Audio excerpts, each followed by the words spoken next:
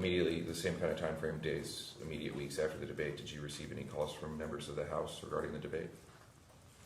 I didn't receive calls, I placed calls.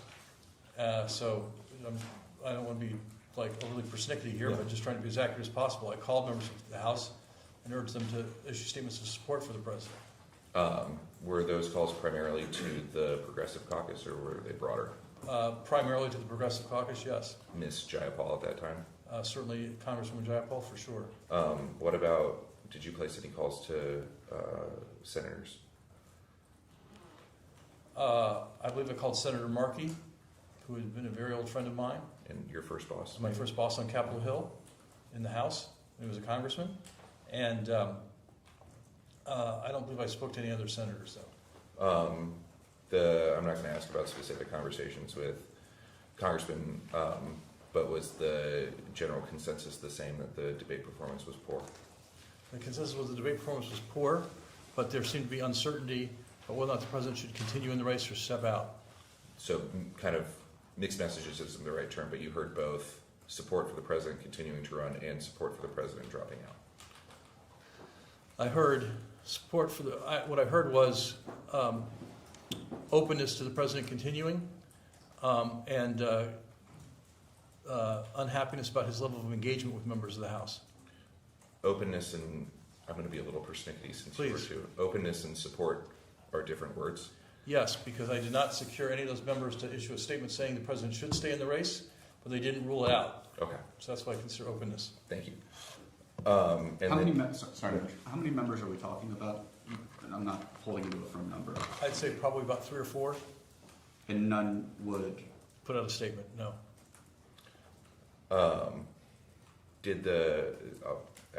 Go back to the debate, but did the Progressive Caucus ever put out a statement signaling support? Not that I know of. You just said this, but you advocated for the president to be more public-facing after the debate. Yes, and even more, to meet in person with members of the House and Senate who might be inclined to support his candidacy. I'm going to separate the two and start with that. What was the reaction to more FaceTime with members of the House and Senate? The general view I got back from my House staff was that the president had a very busy schedule. He was going to stick to his schedule, and it would all be fine. And I was skeptical of that. That immediate schedule after the debate included a rally in Raleigh and then a Vogue photo shoot at Camp David? Well, what I'd say is this was after the rally in Raleigh. This was after I returned to Washington in the midday to afternoon of that Friday. So the immediate schedule was his weekend at Camp David. Okay. And did you advocate to reschedule that photo shoot? I advocated for the president to not go to Camp David and to stay in Washington and summon members of the House and Senate to the White House so they could personally assess his acuity and offer statements about the president's acuity based on their interaction with him. And who did you make that advocacy to? To the Chief of Staff. Mr. Zients? Mr. Zients, yes. Did you call the president directly to advocate for more interaction with members of the House and Senate? I did not. Did you receive any pushback for advocating for the president being more public-facing? I was told that there was a plan and it would take time because the president's schedule was full, and I encouraged them to tear up the president's schedule and accelerate these things because I thought the president was in more political trouble than apparently his advisors at the White House believed. I'm actually from Raleigh, and by all accounts, you believe the rally in Raleigh was a success? I do think the rally in Raleigh was a success, but I thought it had limited efficacy in stemming our political problems because it was just a rally speech. And then getting to the trip to Camp David in particular, when you were advocating about canceling and staying in Washington, were you aware that it was a photo shoot with Annie Leibovitz? I was, yes.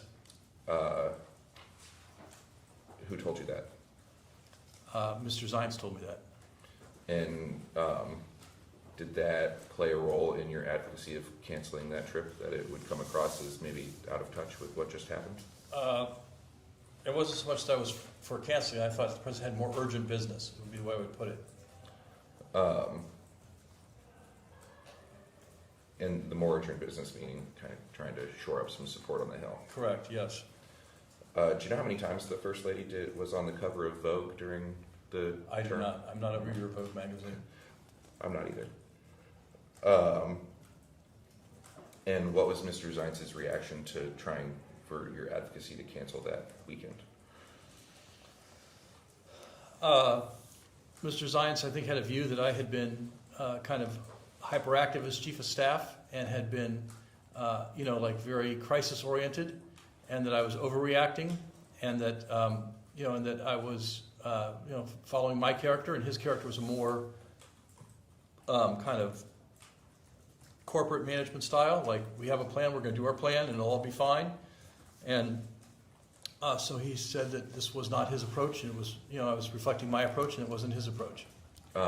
Did he give any inclination that that weekend was a priority of the First Lady or the First Family? He did not, but I certainly would have understood that. The time with the family was always a priority for the family, and time at Camp David and the photo shoot would have been a very important family event. I understood that, but I thought the president I thought the clock was ticking on his candidacy and his viability as a candidate, and the president needed to move quickly and decisively in that regard. Do you know if those photos were ever released? I don't believe I've ever seen those photos. I don't know. And then, again, at this point, we're now a week-ish out. Were there any conversations about not running for re-election? I'm sure there were conversations in the sense that people said, hey, I said, look, the clock is ticking. We're going to have members start to come out for him not to run again, and then the delegates are going to start to flake away. And I was told by Mr. Zients and Mr. Reed that the delegates were good, that he was going to get renominated, and that we could work this out over time. And so I was quite concerned, but others were less concerned. Did you have any individual basis for your suspicion that the delegates might start to flake away? Were any calling you and suggesting that? I was not speaking to delegates, but I was watching the TV, I was reading the newspapers, and that was just the way this all felt.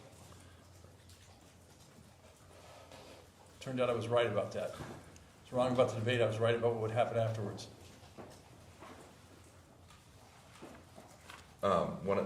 Sorry, Jake. In Ms. Tandon's interview, one of the things I personally found surprising is that she said that the debate performance did not come up came up very briefly in the next week's 8:40 a.m. senior staff meeting. Does that surprise you? Doesn't surprise me, because those meetings are about what was going to happen that day. They're planning meetings, like execution meetings, and not time for rumination about events. And so it doesn't surprise me they were very focused on the day at hand. Okay.